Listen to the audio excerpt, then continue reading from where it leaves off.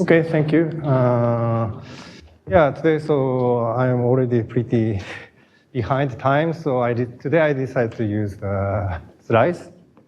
Then I think hopefully, basically, I can cover most of the stuff I wanted to tell you. But before going to that, maybe I want to kind of summarize what we have learned in the lecture course, in the lectures in the last 4 years. I think this is basically the picture. So even though we spent already 4 days, what we learned is just simply something like this. So there are kind of two big, rather different situations, right? One is like TASEP, which has kind of determinant structure from the beginning. The other one is like ASEP, cute ASEP, higher spin 6 vertex model, for which we don't know initially the determinant structure. But after doing calculations, finally we arrive at some determinant of formula, Fredholm determinant. For the case of TASEP, one way to study it is start from transition probability, which can be written as a determinant as found by Schutz. And then this formula can be derived by using beta ansatz. Then if we take a sum of this transition probability, we can arrive at the Fredholm determinant formula for some probability of our interest. Right? So this is the situation. And for ASEP and QTASEP, of course, we don't have, we can write down transition probability using beta ansatz, but this is not so useful. But the techniques we use, the kind of standard techniques we can use is this Q moment method, I would say. So first, we try to write down some formula for the Q moment. So this can be, because of that kind of self-duality, this satisfies n-particle dynamics, then it is pretty close to the situation here. Then we can again apply the beta ansatz. Then we can write down some multiple integral formula. And somehow this is written as kind of nested contours, but by expanding it, we can rewrite it in a sum of a partition. Then we can take a specific sum, Q Laplace transform, which is a generating function of this. Then we notice that somehow this summation gives you determinant, expansion of determinant, Fredholm determinant. Then this can be summarized as Fredholm determinant. Yeah, at this point, yeah, they are pretty same level. And then for the case of TASEP, the appearance of determinant can be also understood by considering the connection to the so-called Schur measure. The Schur measure is, sorry, I didn't explain very well about the Schur measure in these lectures, but this is a measure on the set of partitions, which is written in terms of Schur function, S lambda. The standard Schur measure is just a product of S lambda of A and S lambda of B. But when we are considering, for example, TASEP, depending on the initial condition, some kind of modification of Schur function appears, which I'm writing as S lambda tilde, right? And the good point of this Schur measure is that there is a well-known formula due to Jacobi theory that the single Schur function can be written as a determinant. So then this measure has a structure of a product of two determinants. And this structure is exactly the same as the GUE, random matrix case. Then we can use the standard machinery from the random matrix theory to study that.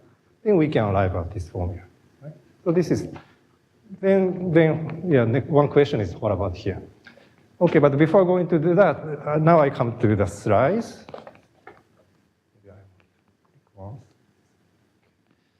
So yesterday, yeah, here, I said that originally we are considering infinite number of particle system. But when we focus on this Q moment, or originally we consider n-point function, then I said that it is rather easy to check that that satisfies n-particle dynamics of the same process, Qt, ASEP, ASEP, and so on. And this is the self-duality. And in fact, this kind of stochastic duality can be formulated in rather general setting. And so suppose we have two Markov processes, X and Y, And we also have some function, two variable function d of xy. And then we say that x and y, the Markov processes are dual with respect to this duality function d, if and only if this equality for the expectation values hold. Right? And in the case where these processes are the same, we call this self-duality. And as I already mentioned, the A-shape, Qt A-shape, and the highest spin vertex model, they have self-duality. And even though I said that it is confirmed by the fact that the endpoint function satisfies n-particle dynamics, but that self-duality can also be formulated in this way by specifying the function explicitly. And but for the purpose of studying infinite interacting particle systems, a good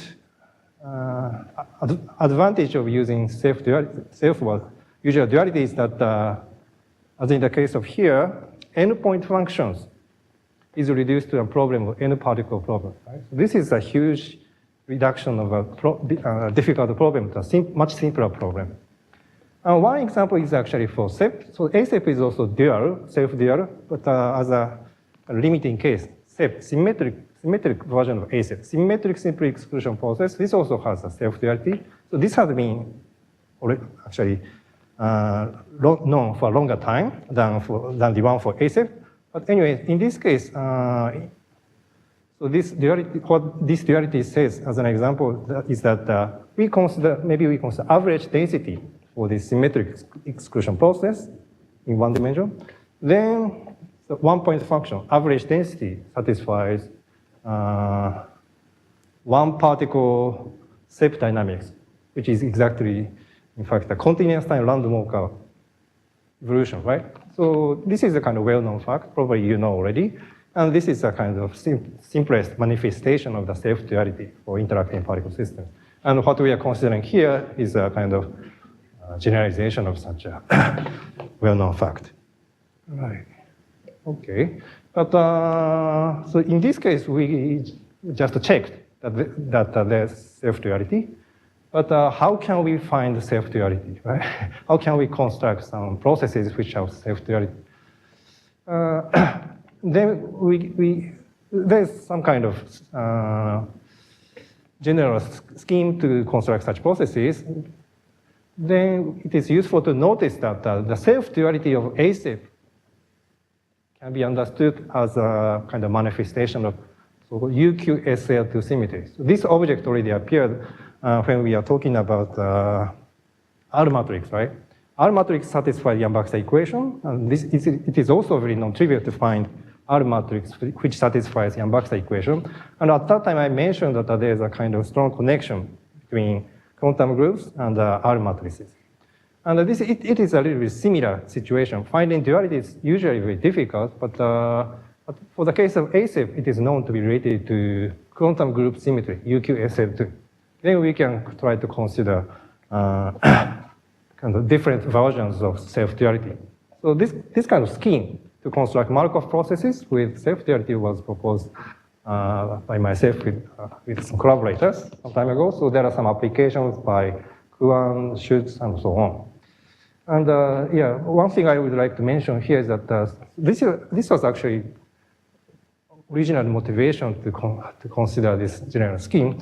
So there is another kind of stochastic heat transport model called KMP model, which I don't explain very well today.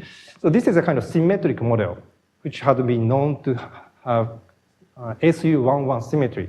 But the asymmetric version had not been known. But by using this general scheme, we could construct some asymmetric version of the KMP model. So this is, at the beginning, we were hoping that this is also integrable. So by this scheme, maybe we could study this asymmetric KMP model.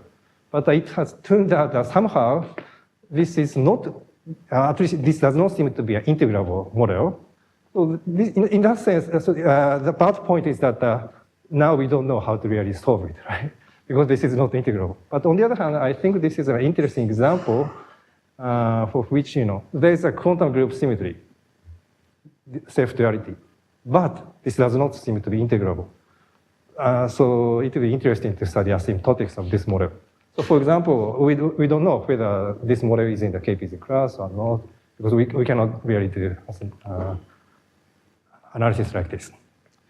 Okay. Right. Okay, now comes to this point. Yes?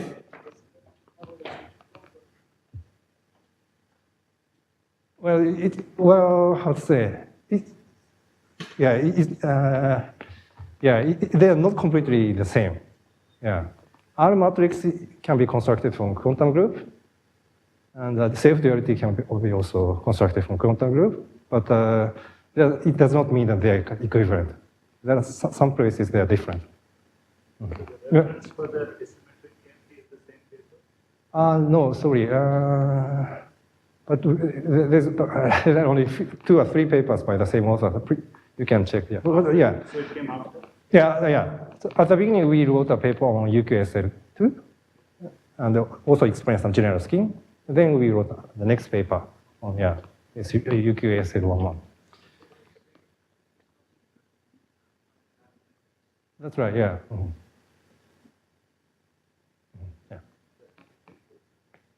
Of course, it's difficult to say that there's no R matrix related to this, right? But by kind of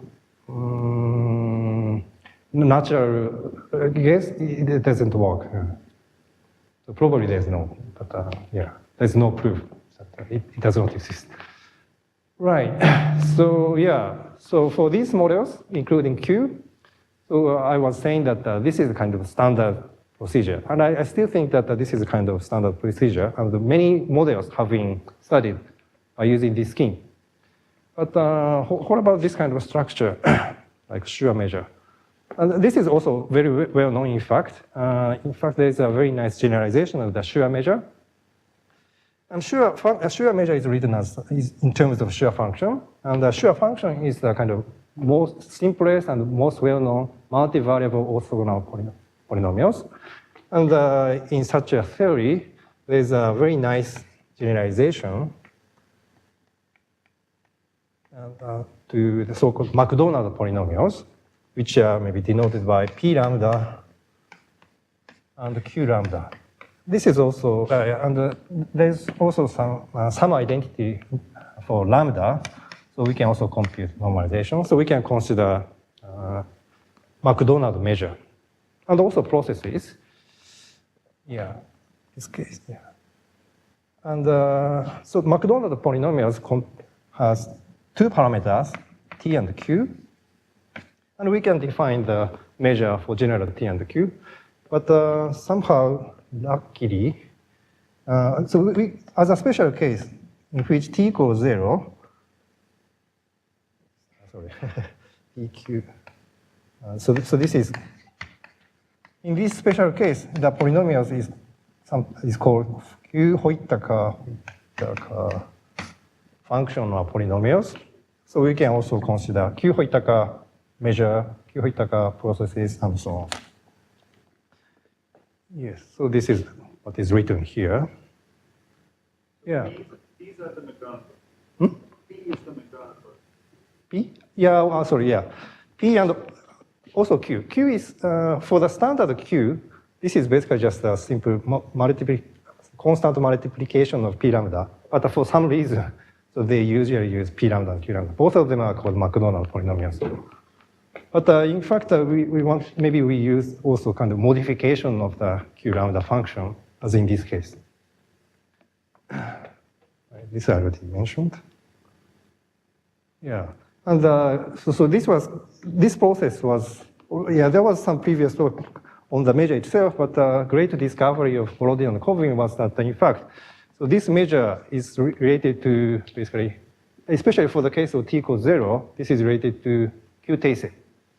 So yeah, when we talked about the Schur measure, we introduced this Gelfand-Zettling pattern, right? And so here we have, this part is related to Schur measure, and this part is related to Teisei.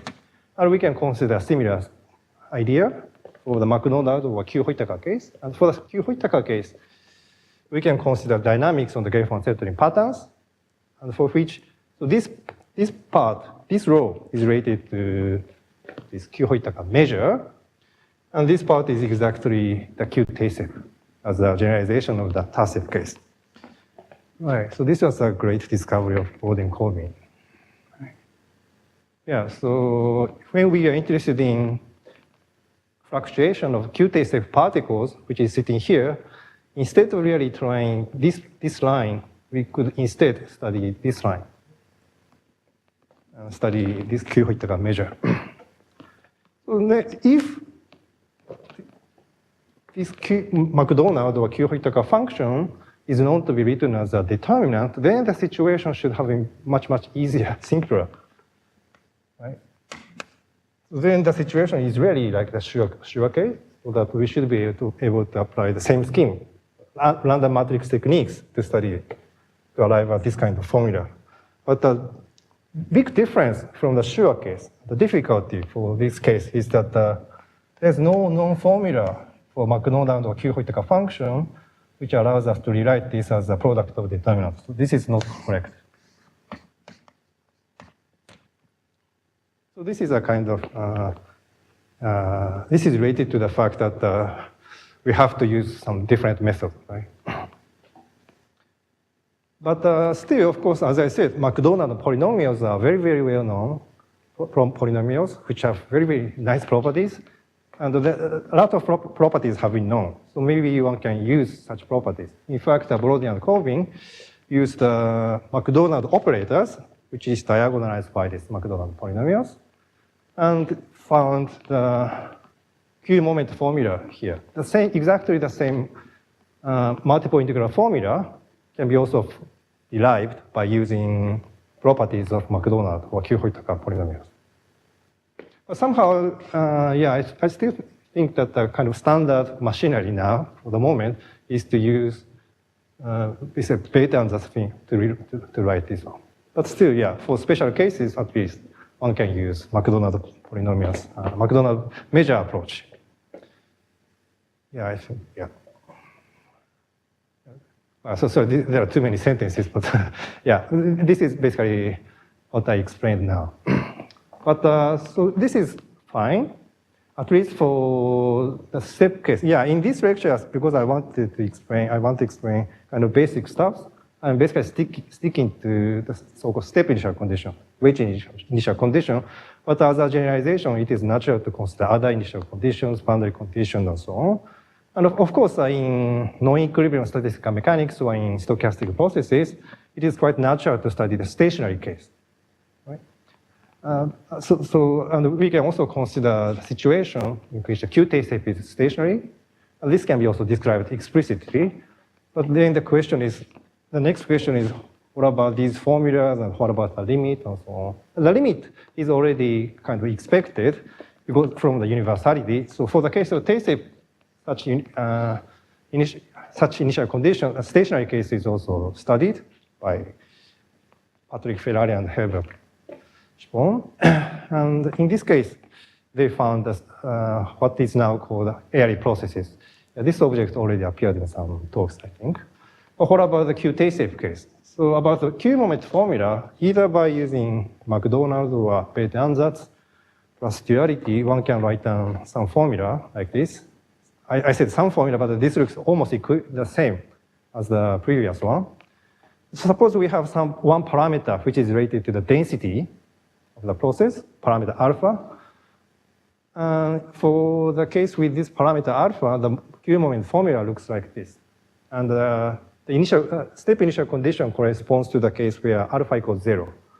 So if you put alpha equals 0 here, this formula is exactly what I explained yesterday. So then it looks almost the same as yesterday. So you may hope that one can just proceed as yesterday. But there's a serious difficulty. So we are using moment method. So this is a generating function. But for this case, one can easily check that for large enough n, this diverges. So we cannot use this moment expansion. Right? What kind of trick? You mean because Like for the KP's equation. yeah. That is kind of possible, yeah. Then one can write, but there's no guarantee that it is correct or not. Yes. So then, yeah, this is almost like a talk. So then, yeah, now I have to explain a slightly somewhat different approach to the same problem, by which we can also study stationary case or QTSF. So this is based on a work with Imamura here. And in fact, we also studied a kind of generalization of such analysis for the higher spin vortex model case, which finally appeared today. So you can check the preprint. Okay, so this is just a kind of recording of the partition. So yeah, I didn't explain this part well this time. So yeah, now let us introduce this partition and set of it and Gefan-Settlin cone. Gefan-Settlin cone is, yeah, of course it is easier to see this. So this is the Gefan-Settlin pattern, and each row corresponds to partitions of size 1 to blah, blah, blah, n. Right. Then, yeah, maybe I just want to show a little bit that the Q-Hitaka function here has explicit formula. For the one variable case, so lambda and mu are two partitions, so this is Q-Young-Table. And now we are considering one variable case. For this case, this is the formula. And by using this one variable case, we can write down some formula, explicit formula for Q-Hitaka function with the general n variable. So this sum is basically related to the sum of Gefan-Settlin cone, except at the top row. Right. And we also introduce another function, which is related to Q lambda, in this by using as an integral of the standard Q-Hitaka function, and with some auxiliary function pi. And here we get the so-called Q-Skleanin measure.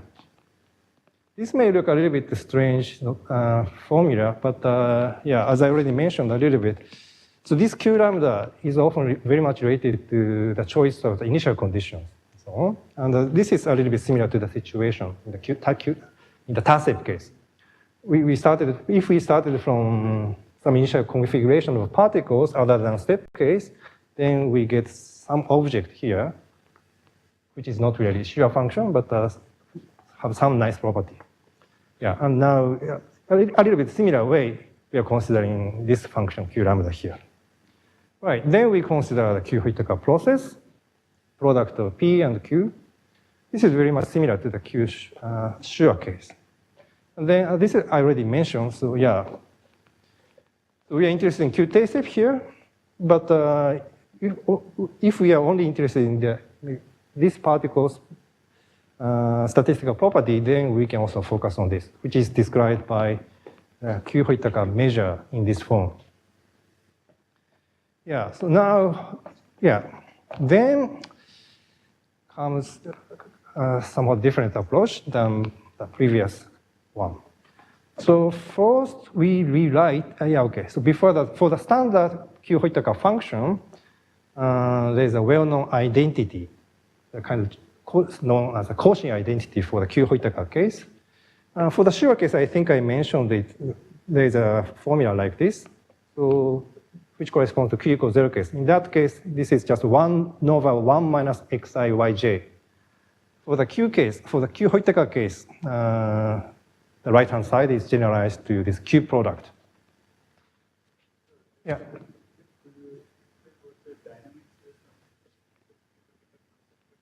In this case? Not one, yes. This dynamics is a little bit complicated. But if you focus on this, you can check that this is Q-Tsep. And this part, is, at least as a measure, is described by this Q-Hitaka measure. Right. So first, we noticed that it would be useful to rewrite this Cauchy identity a little bit by writing this Q-Hitaka function as a product of x to the power. So we separate the lambda n dependence, right? And here capital X is just the product of x1 blah blah xn. So if you look at the some formulas of the Q-Hitaker function, you notice that there are some power over x1 blah blah xn, and the power is xn, and then the remaining part depends only on lambda j minus j plus 1. And then, just by substituting this rewriting to the previous well-known Cauchy identity, and then we notice that the Cauchy determinant formula can be rewritten slightly in this way, in terms of this R here. Right? So then the sum is now over only n minus 1 variables. And there's one freedom left. Then this allows us to write some explicit formula for the distribution of the lambda nn itself. So lambda nn is basically the particle position here. So instead of using this moment, we can really write down some explicit multiple integral formula for the probability that this particle is at some specific position. So you don't need the determinant, but you need a Cauchy. Yeah, of course we have to use some properties, yeah. Then, so this is the formula, multiple integral formula for the probability distribution, probability mass for the nth particle position itself. Right, then I will show a little bit details from now, but as a result, what we get is that, so this Q Laplace transform, so this is a kind of standard quantity we want to study, right? And for this case, we can find some Fredholm determinant expression, and the kernel is written in this way. It may look a little bit complicated, but not so much, right? So this now kernel, yesterday the kernel was written as a double integral, did I write it?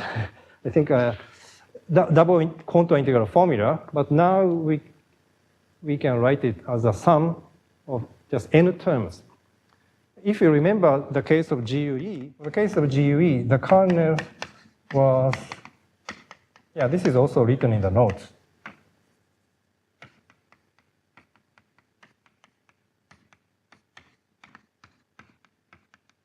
It is well known that it can be written in this way.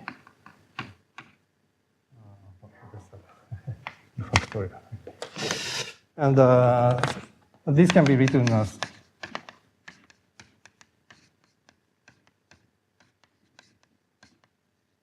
this way. And our kernel has exactly the same form. And phi n and psi n appearing here is written in this way. This may look a little bit complicated, but I think I also mentioned that to do some asymptotics, it is useful to consider integral representation of this Hermite polynomial. And then phi n, this says that phi n here can be written as a contour integral. And then in this sense, this is almost has the same structure. And then it is rather straightforward to do asymptotics. Then we can do asymptotics from this kernel. That's, I'm not sure if this is really polynomial, but orthogonal functions. Yeah. Right. But then how we can derive such formulas? Here we have to use two a little bit fancy formulas. One is the Ramanujan summation formula, which is a sum like this. So if you consider sum over z of this object, this is written as a product of 4 Q products divided by 4 products of Q products. Yeah, in fact, when we studied the APZ equation, we consider the limit from A set. And in that analysis, we noticed that this formula is very, very useful. But after that, somehow, I think almost nobody has really used this formula to study KPZ type models. But now in our analysis, we noticed that this formula is, again, very, very useful. And I'm very happy to explain about this here, of course. This great guy, Ramanujan, is from India. Right, and then let us introduce another function. Basically, this is theta function, but in a slightly modified definition. And for having a little bit nicer symmetry, we also introduce modified version of this theta function, which satisfies this relation. Then we want to use the Cauchy determinant, basically, for the case of theta function. Maybe you know a Cauchy determinant formula for 1 over x case, or maybe 1 over sine case, but there is a kind of more general setting. And in fact, for theta function, there is a Cauchy determinant formula. And this seems to be known as a Frobenius determinant formula. So yeah, I will use this. So in fact, so to have a Cauchy determinant type identity, what we should have is basically some object denoted by this x bracket, which satisfies only two properties. One is that this is auto function. The other is that it should satisfy this highly nonlinear relation called Riemann relation. And it is known that, in fact, if some object satisfies these two properties, it can be written as either three ways. There are only three ways, but they are also kind of related as a degeneration. So this object can be written as basically x, sine x, or sigma x. Sigma x is the elliptic y plus sigma function. And this is very much related to the theta function I introduced in the previous slide. So in our context, theta function defined here in terms of this theta function. So this satisfies, one can check that this object satisfies these relations. So there is a Cauchy determinant formula for this object, right? And in fact, this is the general Cauchy determinant formula for this object, x bracket, found by Frobenius. Right, so now let's come back to our problem. So we're interested in this Q Laplace transform. Now, as I said, because of the rewriting of the Cauchy identity, we now have a formula for the distribution of a particle position itself. So instead of expanding it in terms of moment, we can simply take the expectation value by definition, right? So this is the formula for distribution. Then we just simply take a sum. Sorry, I think I missed this part. So there should be 1 over zeta q to the power L. Yes, sorry, so this is missing. I wanted to correct, but I forgot. So then we have sum over L appears just like this. So now we can use the Ramanujan's formula. Then it can be summarized like this in terms of this theta function. Then if you plug this, we arrive at this multiple integral formula for this Q Laplace transform. And yeah. Then, yeah, after a little bit of calculation, this can be written like this using some function g, which is just the exponential in this case. And then now at this point we can use this Frobenius determinant formula. Then we can rewrite this Q Laplace transform in this way. So this is again still n-fold integral formula. But now you observe that there's a product of two determinants. This is what we wanted for a long time, right?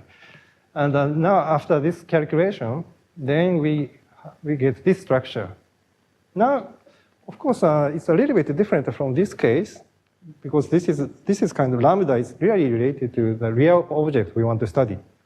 In the case of GUE, this lambda is related to eigenvalues. This is what we really wanted to study. Whereas in this case, determinant is in a kind of Fourier mode, right? Because we are considering Z. But still, once we have this product of two determinants in this multiple integral, then one can still apply the standard machinery from random matrix theory to proceed. Then yeah, I write down a little bit, but we can almost skip basically.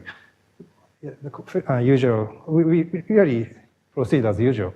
First, we use Cauchy Billion identity, and then do some change of contour to get 1. And then this part is, of course, a little bit tricky. Once again, we use the Ramanujan's identity. And then by doing the standard rewriting, we finally arrive at the kernel I showed you. Okay, so this part I skip. Yeah. Okay, so this is the slightly different approach. I wanted to explain today. And so the big advantage of this approach is that the stationary case for which the moment diverges, right? That was a serious difficulty in this moment approach. There's no such difficulty here because we can really study the distribution of a particle itself. Then the analysis is really the same as I showed you. I stick to the step case in the slides, but at the intermediate step, there was a function which I denoted by g, which is just the exponential. And when we have some density, which is described by a parameter alpha, we can simply replace this g function by this. Other analyses are exactly the same. In this way, we could study the stationary Q-T-SEP rather easily, in a sense. And here, maybe I would like to stress that our approach can be applied to many models in a unified way. So a little bit of disadvantage of this using Q-moment approach is that, for example, it is difficult to consider Q goes to zero limit. Right? So then this becomes very, very degenerate. But in our approach, this is easier. So for example, so the formula in the previous slides are for Q-T-SEP. Q equals 0 case corresponds to T-SEP. And then one can simply take the Q goes to zero limit. You know, in the formulas, basically they appear only as a Q product. Then it is very, very, very easy to take Q goes to zero limit. So for example, for this moment formula, if we take, not for moment, for the Q Laplace transform formula as a multiple integral, if we take Q goes to zero limit, what we get is this formula. So now we are considering step initial condition. So this is the quantity we were studying from Monday, right? And at that time, on the first day or second day, I showed you some determinant, Fredholm determinant formula with some kernel. But if we start from the multiple integral formula for Q Laplace transform for Q-T-SEP, by taking Q goes to zero limit, what we get is this multiple integral formula. Of course, you notice that this is a simple Vandermonde determinant, so one can apply, again, the standard techniques to study random matrix. In fact, this can be also obtained by using, if we take a slightly different route from here. When we had some formula for this, we basically use the kind of variable related to this lambda. But if you remember, f function has some integral formula. And we can rewrite this as a multiple integral using that integration variables. And if we calculate a little bit, then what we get is, in fact, this one. So in this way, what we have been doing is very kind of similar or can be unified. In fact, basically the same multiple integral formula appeared in the talk by Hyun Lee yesterday. Right. Now, yeah, so this is the first part. In the remaining 17 minutes, maybe I want to talk about that. So this is for the fourth lecture, right? So this is like a second talk. So now I would like to explain about the kind of application of our kind of techniques for two species, which is applied to two species, A-set, in fact, T-set case. So this is based on a collaboration with these people from Melbourne, and so this is my student, Hiki-kun, which appeared already in PRL last year. Okay, so this context was also already mentioned in a few talks, like Sakuntara. So now forget about TASEF for a while. So we consider a completely different context. So one-dimensional Hamiltonian dynamics. The Hamiltonian is given in this way. So this is standard one-dimensional Hamiltonian for some point particles interacting with potential V. And where potential V is taken to be in this form, if there are no nonlinearity, alpha equals beta equals 0 case corresponds to the usual harmonic chains, which is easy to solve by Fourier analysis. But when we include this nonlinearity, the problem becomes completely difficult. Right? And yes, this was introduced by Ferin Pastagram. This is related to chaos, so and so on. But today I don't have much time. anyway, so, so for TSEP and so on, we had only one single conserved quantities, but for this Hamiltonian system, there are three conserved quantities, basically density, momentum, energy. Well, precisely we use the quantity called stretch, but basically it's related to density. And it is well known that this shows anomalous transport, heat transport, and so on, so we are very much interested in understanding it. But because this is non-integrable potential, it's still very, very difficult to study, especially large time behavior. But somehow some aspects of these dynamics seems to be explained by KPZ, as proposed by Henk Beiring and Herbert. Yeah. So first, maybe we write down the evolution equation for the three quantities. So this is the position of the particles. The stretch is just the difference of them. For these three variables, Rj, Pj, Ej, if we write down the equation of motion, basically Hamiltonian equation, they can be written in this way, which can be written as a conservation law in this way. So this is a microscopic conservation law. So if we define G to be this and J to be this, then the evolution equation, the Newton's equation can be written in this way. Now we can consider some hydrodynamic type limit for this dynamics.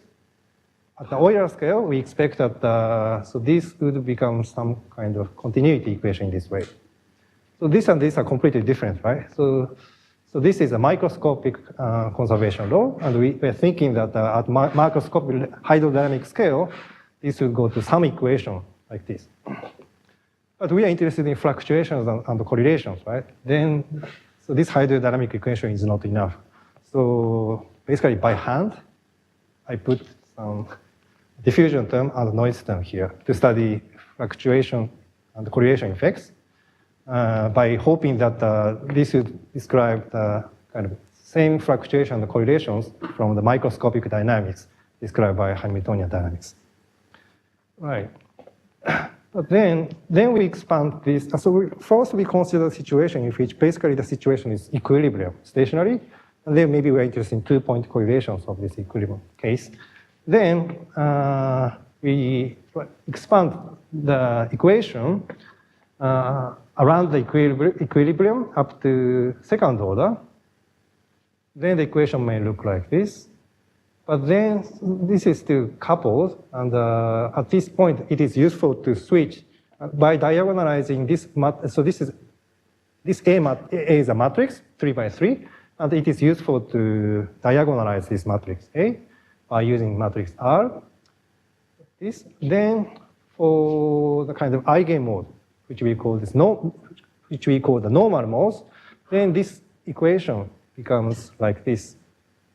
So this is still coupled because of this nonlinearity, but at least for this linear part, they are already decoupled. Of course, this is still coupled, so it is very difficult. But because so this C alpha corresponds to the speed of modes, and in a generic situation, they are different. So all modes are having some different speeds, so they are kind of becoming separated and more separated as time goes on. So kind of simplest naive approximation would be that in the long-term limit, this becomes kind of almost independent. Then, as you see, each mode, if we consider only kind of diagonal part by 0, 0, 1, 1, and 1, -1, -1, then for each mode, this equation is exactly the KPZ equation in the noisy-Burgers equation form. So this is a kind of, KPZ equation for the slope. And then we can, from this, we can expect that some fluctuation or correlation properties for each mode will be described by those of the KPZ equation, single component KPZ equation, which we have been studying during this week. So even though this is difficult to justify analytically, theoretically, mathematically, but maybe one can simply check in simulations. that easy. So the prediction is very simple and concrete, so we can try to check. So these are done by a group of people. So Mendel, Spong, and Abhishek is also has been working on this kind of problem. For the Hamiltonian case, there are three modes, so-called heat mode and the sound modes. Heat mode is a little bit different, showing Levy distribution, but the sound modes would be described by the KPZ.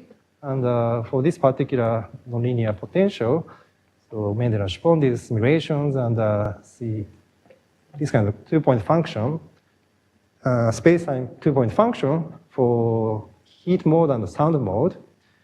Heat mode is like Levy, and the sound mode, so numerically, this looks exactly the same as the two-point function, space-time two-point function for the stationary KPZ equation. This is surprising, right? The KPZ equation was introduced as a model for describing interface motion, but now we are considering completely different dynamics, FPU chain and so on, nonlinear one-dimensional Hamiltonian dynamics. But if we look at this specific quantity, sound mode for the normal modes, then they seem to have completely the same correlations. Right. And then, so from our point of view, maybe we are interested in seeing trace rhythm distribution, for example. It is also possible by considering some initial condition for Hamiltonian dynamics. Like if we consider step-like initial conditions, one can observe GUE trace rhythm, in fact. And with the student, we also tried flat type case, and then we could see also GOE trace rhythm distribution. The point for our theorists or mathematician is that whether we can really prove this. If there's somebody who think you can prove. It's very difficult, right? So this is non-integrable Hamiltonian dynamics. Even in one dimension, it's almost impossible. But in fact, this nonlinear fluctuating hydrodynamics prediction can be also formulated for stochastic dynamics, having more than one conserved quantities. Then now comes this two species ASEP, in fact, almost TASEP, which was introduced by Arndt, Heitz, and Rittenberg a long time ago, more than 20 years ago. So in this process, so this is a two species exclusion process on one dimension. Each site is either occupied by a plus particle or a minus particle or is empty. Now, three states per site, two species of particles. As I said, there are plus and minus particles. Plus particles are like ASEP, hopping only to the right with rate beta. Minus particles, these white dots, are also like TASEP, hopping only to the left with rate alpha. And if plus particle and minus particles are on neighboring sites, in this order, they swap their positions with rate 1. So this is the AHR model. One could consider kind of reverse exchange with rate Q, but for the moment, for this talk, we stick to this kind of totally asymmetric version. Alpha and beta are in fact general parameters. But in our subsequent analysis, we assume that alpha plus beta equal 1, for which it is known that the measure is product. In the general case, the stationary measure can be constructed exactly by using so-called matrix product method.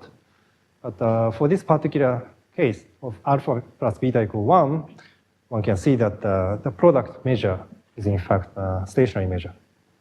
Okay, so obviously there are two conserved quantities for this model, plus number of plus and minus particles. And as I mentioned a little bit, this is also exactly solvable. So there's a better chance that we can try to show this. Yeah. Several years ago already, Patrick Ferrari and with Patrick Ferrari and Herbert, we did already simulation to confirm the predictions. And these are the correlation, stationary correlation for two modes. And they seem to show, seem to be agreeing very well with the predictions. Namely, so this looks almost like the stationary KPZ two-point function. And by changing the initial conditions, one could also observe GUE trace rhythm and GOE trace rhythm distribution in Monte Carlo simulations. But the real question is, whether we can actually prove these kind of things. Then, yeah.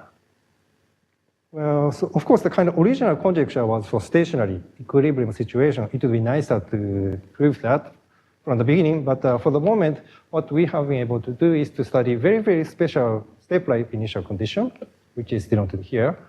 So on the left-hand side, so this is the initial condition. On the left-hand side, we have only plus particles with density rho randomly. On the right-hand side, we have only minus particles. They are packed, really like step initial condition. Then we do this AHR dynamics. And then for finite number of particles case, there will be some exchanges going on. And then, yeah, they will pass away, right? Right. And then we come back to the kind of first basic formulation about these models and problems. So first we can consider hydrodynamic behavior of these two species, ASIP. So for the densities of plus and minus particles, it can be established that this satisfies Euler scale hydrodynamic equation like this, where current is given in terms of these two densities, rho plus and rho minus, this way. And then, so there are some coupling here, but we can diagonalize the matrix A here, and we can introduce the normal modes for these two conserved quantities. And basically, this can be solved exactly by using Riemann problem. And for example, for our particular setting, rho and one initial condition, we can calculate the average current at the origin explicitly, and they are given in this. Right. Then the prediction from the fluctuating hydrodynamics tells us, it predicts that if we consider certain probability between here, they will show GU trace rhythm for one mode and the Gaussian fluctuation for another mode. So here I introduced some notation. So infinity means that we are considering infinite number of particles for the right for plus particles and infinite number of particles, minus particles on the right. For this initial condition, which we are thinking for the moment, we can introduce the mode, and from the fluctuating hydrodynamics theory, we can kind of define the kind of scaled version of the normal mode. And then, so n and m are corresponding to the number of particles which pass the origin. So this is kind of linear. So this is related to average behavior, and this is related to looking at the fluctuation at the correct scaling. So for one mode, we have t to the 1/3 kpz scaling. For the other mode, we put square root of t, which is related to Gaussian fluctuation. And anyway, if we define the scaled version of the current-like object, then we expect that the GUE trace rhythm distribution appears for one mode, and the Gaussian fluctuation appears for another mode. Right, now we would like to explain a little bit about how we can study this analytically. So yeah, we consider the special case in which alpha plus beta equal 1. And then, this is a kind of exercise, right, for what we have learned this week. So first, what shall we do? This is like thesis. So what did we do? So first, we try to apply the beta answers. First, we want to construct the transition probability. And to do so, we apply the beta answers. The same thing here.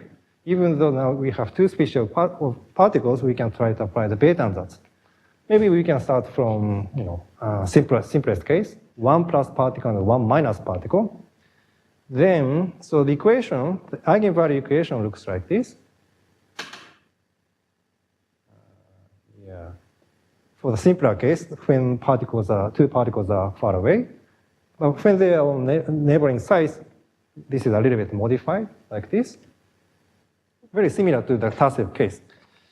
But anyway, so for this equation, one can try to put the beta ansatz type eigenfunction in this way, depending on this order of particles. Then one sees that, in fact, if coefficients A plus minus and A minus plus here satisfy this condition, this gives us the eigenfunction for this AHR model.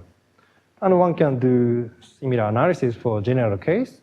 And so this is the eigenfunction constructed by Bethe for this AHR model.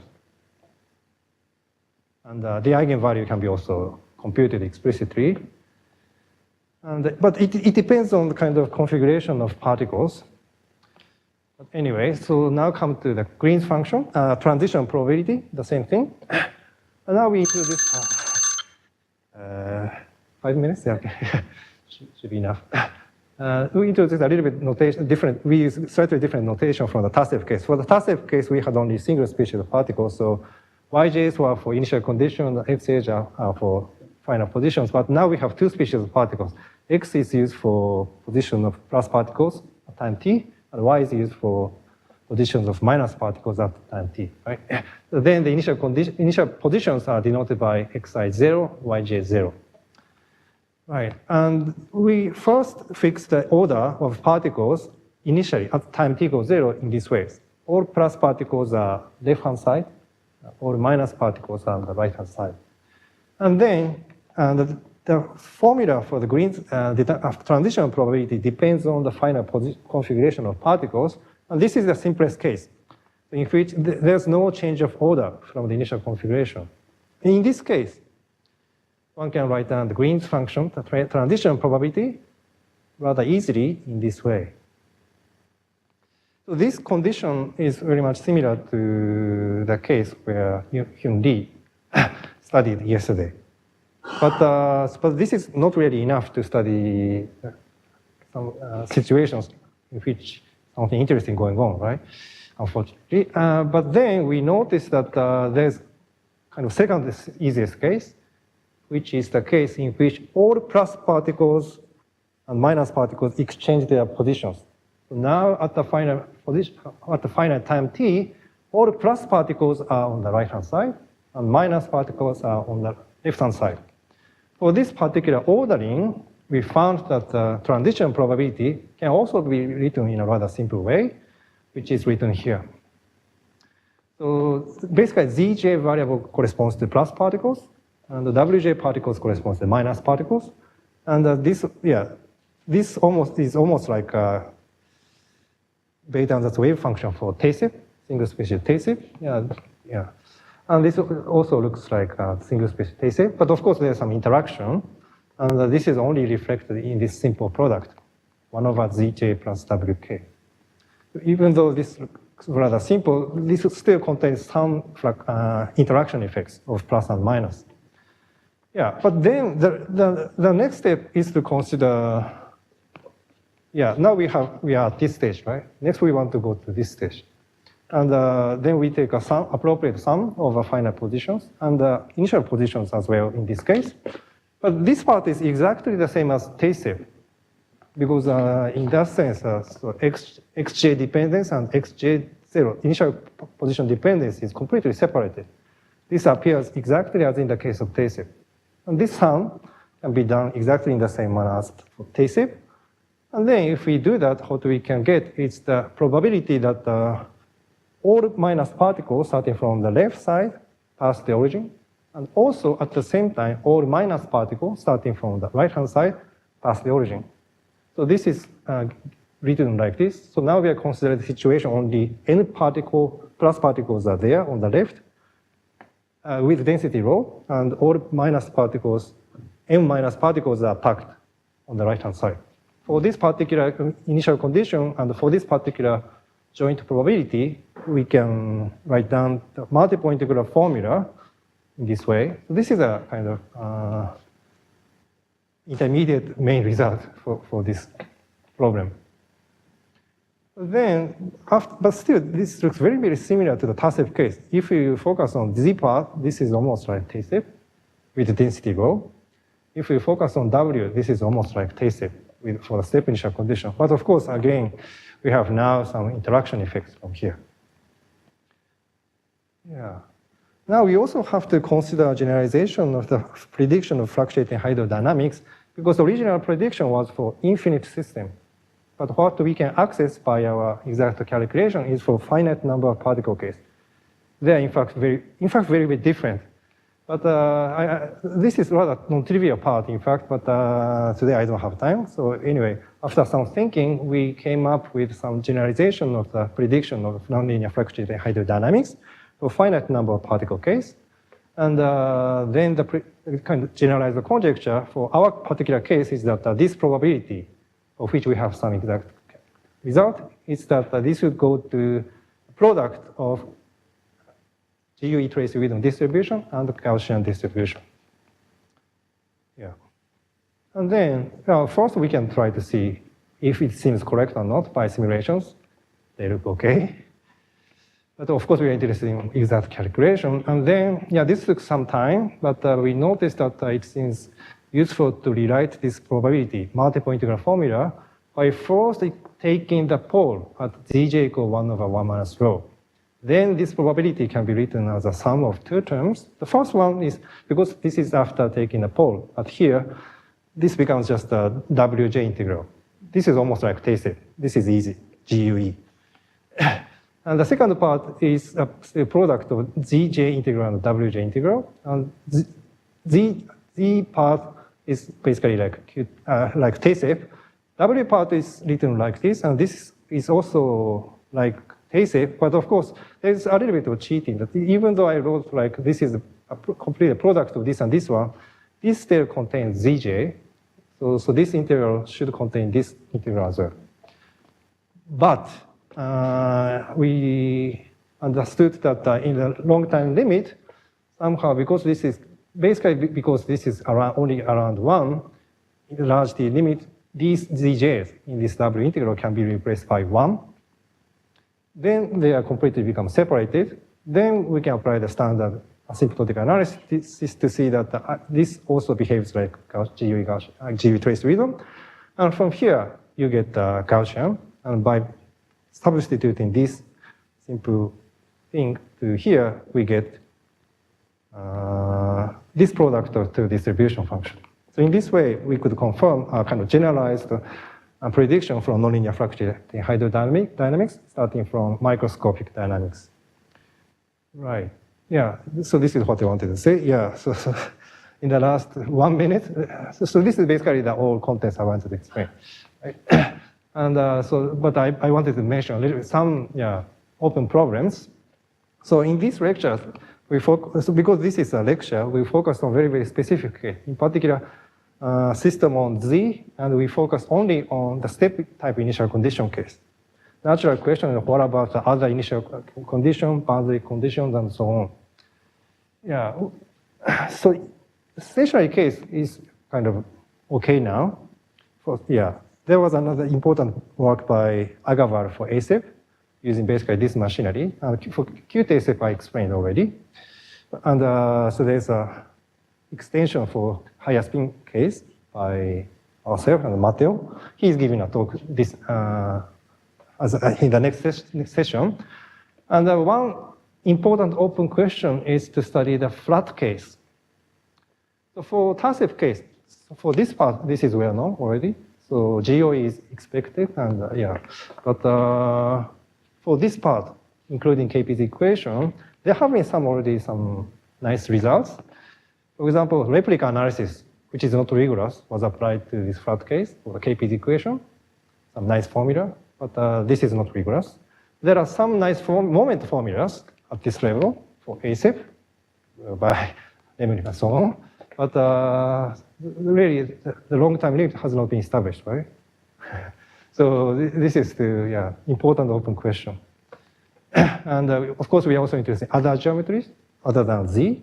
The easier thing is the semi-infinite system. There are some progress recently, but okay. So important case is, I think, finite geometry. There have been some works recently by Prolak or Bike and so on.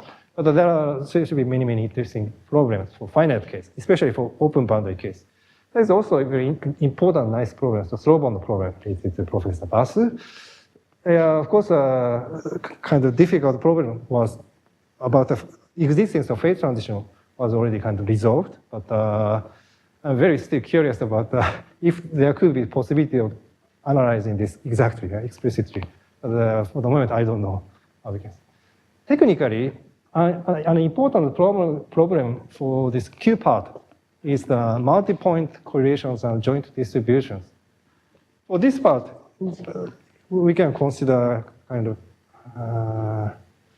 because of this determinant structure, it is much easier to study multi-point joint distributions. And this, from here, we get early processes, which are also mentioned in some previous talks, I think. But for the moment, for Q case, for this part, nobody has succeeded in studying multi-point correlations and these joint distributions. Technically, I think this is one of the most important problems. Yeah, but from, how to say, conceptually technical point of view, what I'm still interested in is why determinant appears here, the reason why we get this determinant. For the Tay-safe case, once we come up with this determinant structure, then that's it. After that, we can just simply use the standard machinery for random matrix theory to arrive at determinant. But for Q case, we have to do long-length calculations. There should be at least, hopefully, would be some nicer way of looking at things so that final determinant appears naturally. And in a sense, my kind of fourth lecture, the first part of today's talk, this lecture is a kind of trial in that direction, right? Even though we couldn't really find the kind of determinant structure for lambda itself, if we once switch to the Z and kind of Fourier mode, then we see a determinant structure. So at that point, we are sure that it would be written as Fresnel determinant. But still, we would like to have a better, deeper understanding of the appearance of determinants. Right, next, so universality. So for the moment, so I'm talking about only integral systems. So once we find formula, basically one can try to do asymptotics to establish the universality results. That's fine. But of course, universality should hold for non-integrable models as well. And as some of you know, even in real experiments, some liquid crystal turbulence system, one can really observe the Tracy-Widom behavior. So universality is really strong, but yeah, we don't know how to really show such universality results for non-solvable cases. For me, one promising, well, it's still completely very difficult, but still maybe a nice example would be to study lattice KP, so-called lattice KPZ equation, which was also introduced by Herbert a long time ago, and we studied a little bit about the scaling behavior of lattice KPZ equation some time ago. But we don't arrive at some asymptotic, actually asymptotic results. So yeah, this is very interesting open question.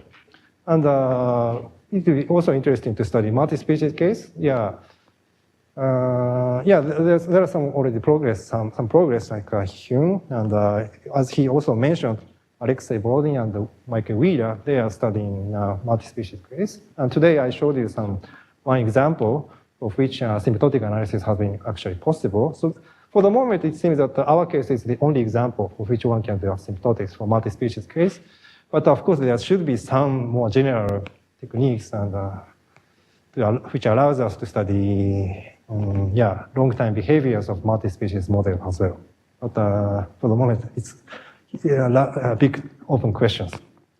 Okay, I think basically this is all I wanted to say. I am sorry that I was always behind time and I always kind of wanted the extension of time. Sorry. But thank you very much for listening for my lecture. And this is all for my lecture. Thank you.